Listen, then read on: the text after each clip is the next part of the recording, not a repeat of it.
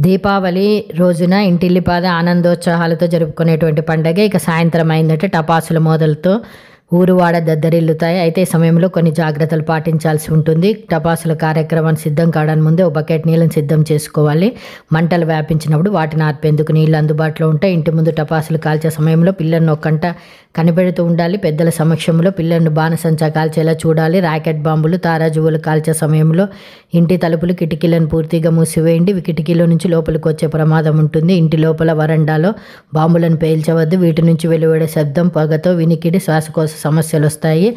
టపాసులను చేతిలో పెట్టుకొని కాలుస్తున్నప్పుడు కొన్ని పేలుకోకుండా అలాగే ఉండిపోతాయి. పేలలేదని దగ్గరికి వెళ్ళి చూడొద్దు. అవి అనూహ్యంగా పేలితే గాయాలయ్యేటువంటి అవకాశం ఉంటుంది. బాణసంచా కాల్చే సమయంలో చెప్పులను వేసుకోవాలి. మద్యము సేవించి టపాసులను కాల్చవద్దు. చర్మంపై నిప్పురవ్వలు పడినప్పుడు కాలిన గాయాలైన వెంటనే వైద్యులు వెళ్ళి చికిత్స చేయించుకోండి. గాలి బాగా వీచే సమయంలో టపాసులను కాల్చడం మంచిది కాదు. గాలికి నిప్పురవ్వల సమీపంలోని గుడిసెలు, గడ్డివాములు ఇండ్లపై పడి అగ్ని ప్రమాదాలు జరిగేటువంటి అవకాశం ఉంది. కాబట్టి ప్రతి ఒక్కరూ ఈ జాగ్రత్తలు పాటించండి. ఈ వీడియో నచ్చితే తప్పకుండా లైక్, షేర్ అండ్ సబ్స్క్రైబ్.